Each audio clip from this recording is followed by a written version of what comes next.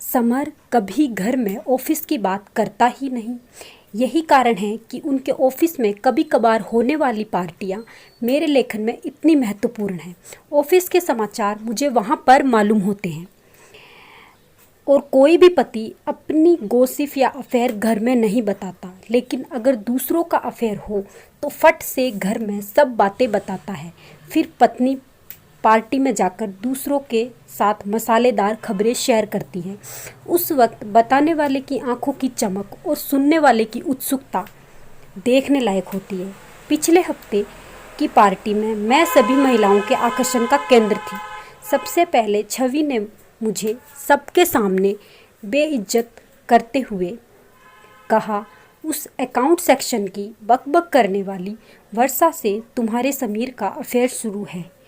यह बात सच है क्या? उसके बाद प्रिया, दिव्यानी, मंदाकिनी, अंजलि सभी ने इस खबर की पुष्टि की। उन्होंने कहा कि समर को सिनेमा घर जाते समय होटल में कॉफ़ी पीते हुए देखा गया था, इसीलिए शक की कोई गुंजाइश ही नहीं। मैं पूरी तरह से दुखी हो गई। मैं यहाँ ये देखने में सफल रही कि इस खबर का मुझ पर कोई असर नहीं हुआ। मुझे उनकी सलाह और हमदर्दी नहीं चाहिए थी, इसीलिए मैं सीधे शौचालय में चली गई। वहाँ एकांत में मेरे मन में दो बातें घटित हुई। किसी भी तरह ऐसे मामले में पति के साथ लड़ने से कोई फायदा नहीं होगा। हमेशा लड़ाई का असर उल्टा होता है। दूसरी बात, ऐसे में रोने का कोई फायदा नहीं। फिर कुछ अलग चाल चलनी पड़ेगी। मैं वॉशरूम से निकलकर पार्टी हॉल में उनके मामले की गंभीरता का अंदाज़ा लेने गई। तभी मैंने समर और वर्षा को हॉल के एक कोने में हंसते हुए देखा। मुझे ऐसे देख दोनों अचानक चौंक गए। यह इस बात का परिणाम था कि उनके मन में चोर है। वर्षा थोड़ी खुश हुई जब मैंने उसकी तारीफ़ की। तुम कितनी सुंदर दिखती हो और तुम्हारे कपड़े बहुत अच्छे हैं। फिर मैंने थोड़ी इधर उधर की बात करती रही। एक चुटकुला भी सुनाया जिससे उन्हें राहत मिली और वो खुलकर मुस्कुराने लगे। समर को मेरे व्यवहार में कुछ भी आपत्तिजनक नहीं लगा, इसीलिए वे निश्चित हो गए और वह दूसरे ग्रुप में जाकर बातें करने लगा। मैंने अपने गुस्से और नफ़रत को छुपाते हुए वर्षा के साथ काफ़ी समय बिताया। मैंने वर्षा और समर को एक साथ आने ही नहीं दिया। मैंने वर्षा को बहुत बार कहा, एक बार घर पर आ जाओ ना। उसने कहा आऊँगी फिर कभी। आखिर में एक बार उसने मुझे घर आने का न्योता दिया, जो मैं मन ही मन उदास थी। समर के विश्वासघात से मैं पूरी तरह टूट चुकी थी। हालांकि मन में तय कर रही थी कि उन दोनों को कैसे सबक सिखाया जाए। ये सब हो जाने के बाद मैं घर वापस आई। घर वापस आ जाने पर मेरी सास ने मेरे अवसाद पर ध्यान दिया। वह मुंह से कठोर है लेकिन दिल से बहुत अच्छी है। जब उन्होंने ज़्यादा जोर देकर पूछा तो मैंने उन्हें सब कुछ बता दिया। उसके बाद 2 दिनों तक हमने ढेर सारे विचारों का आदान प्रदान किया। उनसे बात करके मेरे उदास मन को राहत मिली। कुछ दिनों के लिए समर टूर पर गया। मैंने बिल्कुल ठीक शनिवार चुना और करीब 10 बजे वर्षा के घर पहुंची। वर्षा ने मुस्कुराकर मेरा स्वागत किया, लेकिन उसकी आंखें चिंता और आश्चर्य से भरी थी। अरे, समय था इसीलिए मिलने चली आई।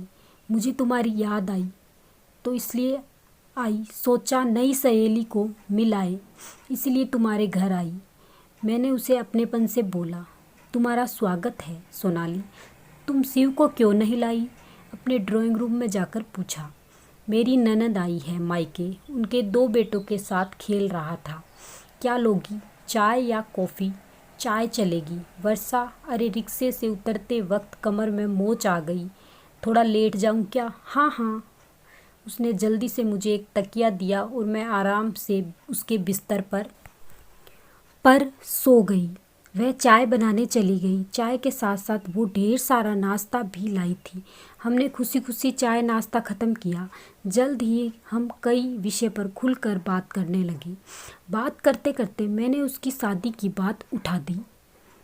शादी की बात करते ही वह थोड़ी डर गई। मैंने उससे पूछा, तुम लव मैरिज करोगी या अरेंज? इस सवाल पर वह बौखला गई। देखूंगी क्या करना है, उसने जवाब दिया। तुम जैसे स्मार्ट दिखने वाली लड़की के कई दोस्त होंगे, जरूर किसी से अफेयर होगा। बोलो ना, कौन है वह भाग्यशाली व्यक्ति?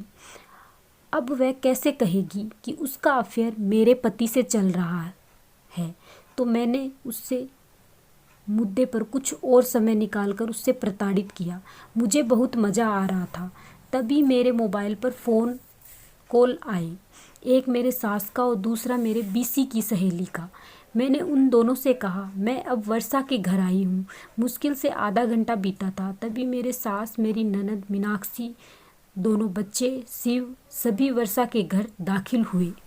बच्चे सीधे टीवी की ओर बैठे और वह कार्टून चैनल लगाकर देखने लगे। सास और मीनाक्षी सोफे पर बैठकर कमर की मोच के बारे में बातचीत करने लगी। मम्मी जी, आप मेरी बहुत परवाह करती हो। तुम एक नंबर की बेपरवाह लड़की हो। 1000 बार बोला है वजन कम करने का करो, प्रसार पर नियंत्रण रखे, इसीलिए वजन कम, कमर में मोच आ गई ना। पर तुम्हें तो किसी की सुननी ही नहीं है। सास का ऐसा रूप अवतार को देखकर वर्षा डर गई। भाभी की आंखें तब खुलेगी जब समर भैया एक खूबसूरत तितली के पीछे पीछे चलेंगे, मीनाक्षी ने कहा। इस पर सास भड़क उठी, तुम्हारे भैया के पैर तोड़ दूंगी और उस तितली के पर भी, समझी? मेरी सास ने मीनाक्षी को जवाब दिया। अरे माँ, मैं मजाक कर रही थी। क्या तुम नाराज हो गई? फिर मूर्खों जैसी बातें क्यों कर रही हो? वर्षा अपनी उंगली या एक दूसरे में उलझाकर जमीन की तरफ नजरें झुकाए खड़ी थी। मेरी सास की तरफ उसकी देखने की हिम्मत नहीं हुई।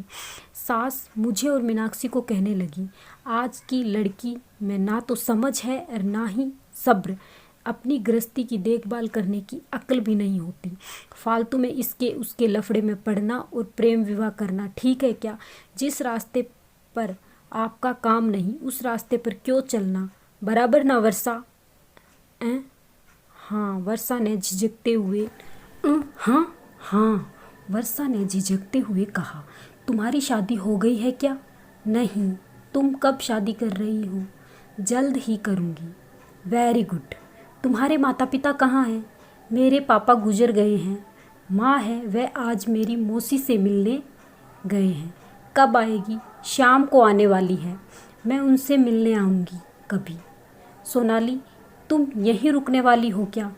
कमर की मोच कैसी है अब तुम्हारी? माँ, दर्द तो बढ़ गया है, बहुत दर्द हो रहा है। डॉक्टर को बुलाए क्या? नहीं नहीं, मैंने डरने का नाटक किया और कहा। वर्षा, तुम्हारे पास आयोडेक्स है क्या? हाँ है ना, लाती हूँ, बोलकर वर्षा जल्दी से अंदर गई। मैंने उससे आयोडेक्स लगवाया। मेरी सास वर्षा को जवान लड़कियों को कैसे बर्ताव करना चाहिए इस पर लेक्चर दे रही थी। मीनाक्षी जानबूझकर छेड़ने के लिए मजबूर कर रही थी। ऐसा माहौल था, दोनों किसी भी क्षण लड़ने लगेंगे। उस माहौल में वर्षा का तनाव बढ़ गया था। तभी दरवाजे की घंटी बजी। मीनाक्षी ने जाकर दरवाज़ा खोला। जब वह लौटे तो उसके साथ बीसी समूह की मेरी 3 सहेलियां शालू, रूपाली और मीनाक्षी थी।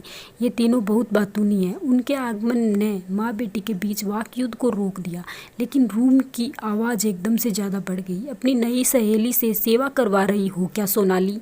रूपाली ने आंखें फैलाकर कहा और सभी हंस पड़े। वर्षा, तुम्हारे बारे में बहुत सुना है सोनाली से। सोनाली हमेशा तुम्हारे बारे में बोलती रहती है। देखो, उसके दिल में बैठकर हमें वहाँ से मत भगाना। सालू ने वर्षा के कंधे पर हाथ रखते हुए कहा। हम अपनी नई दोस्ती की नींव को मजबूत करने के लिए गर्मा गर्म समोसे, जलेबी, ढोकला लेकर आए हैं।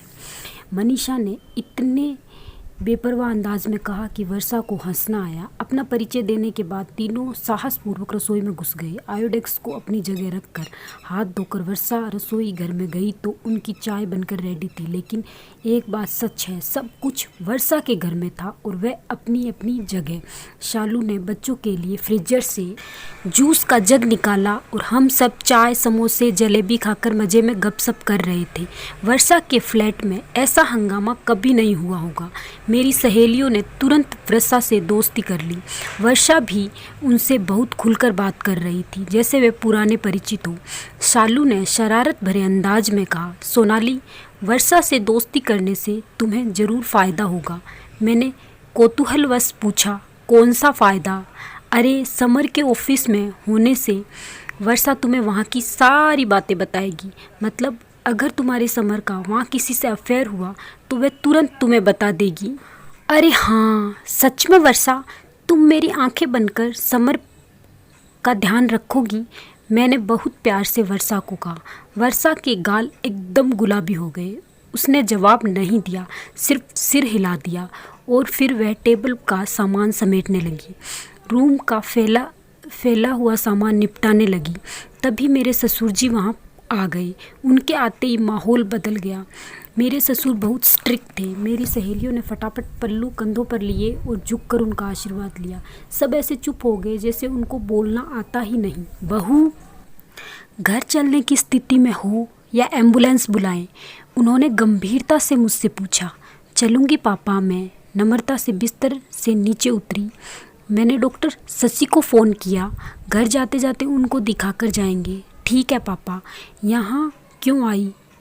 इस वर्षा को मिलने आई थी पापा जी। इसे कभी देखा नहीं, नई पहचान है क्या? हाँ, ये ना समर के ऑफिस में काम करती है। वर्षा बेटा, तुम अकेली ही रहती हो क्या? नहीं अंकल, माँ के साथ रहती हूँ। वर्षा पापा की आवाज़ से डरने लगी। चलो अच्छा है, नहीं तो हम हैं ना तुम्हारे साथ, कभी भी मदद की आवश्यकता हो तो हमें बताना, पापा बोले। फिर हमारे तरफ मुड़कर बोले, अब चले? पापा निकले, वैसे हम भी उनके पीछे पीछे गए। घर से निकलते समय मेरी सास वर्षा को बोली, वर्षा बेटा, अब जल्दी तुम्हारी शादी का आमंत्रण हमें हाथों में देना। देर हो गई तो अच्छे लड़के नहीं मिलते। वर्षा, तुम्हें हमारे बीसी ग्रुप की मेंबर कर लेंगे। मैं बाद में तुम्हें फ़ोन करूंगी। रूपाली के इस प्रस्ताव को हम सब ने अनुमति दी। तीनों बच्चे थैंक यू आंटी कहकर लास्ट में वर्षा का सपोर्ट लेकर घर से बाहर आई। वर्षा ने इन सब की मस्ती खेल कूद तुम्हें खटका तो नहीं ना? मैंने उससे पूछा। नहीं सोनाली, यह सब तो बहुत भले इंसान है, वह बोली, पर मन से वह थोड़ी नर्वस हो गई थी। तो मैं कहती हूँ ना वर्षा, यह सचमुच भले इंसान है और सब कहे तो मुझे इनका ही आधार है। इनकी वजह से खुद को सुरक्षित महसूस करती हूँ। हमेशा मेरी मदद करते हैं। मेरी गृहस्थी को कोई बुरी नज़र से देख भी नहीं सकता, क्योंकि इनसे झगड़ा करना, इनको चैलेंज करना आसान बात नहीं है। ऐसे इंसान नसीब से मिलते हैं। खुद को सुरक्षित महसूस होना ये बहुत बड़ी बात होती है। वर्षा ने गर्दन हिलाई। संभाल कर जाना, वर्षा ने कहा। हमने प्यार से एक दूसरे को अलविदा किया। सभी गाड़ी में बैठ चुके थे। मेरी राह देख रहे होंगे। वर्षा का आधार छोड़कर मैं अच्छे से चलकर उनके पास पहुंची। मेरे कमर में मोच नहीं आई थी। यह सब कुछ तय किए मुताबिक प्लान किया था। मैंने 2 उंगलियां फॉर विक्ट्री की निशानी करते सबके चेहरे पर खुशी आ गई। दोस्तों, क्या आपको सोनाली का आइडिया अच्छा लगा? तो प्लीज़ कमेंट करके बताइए। Thank you.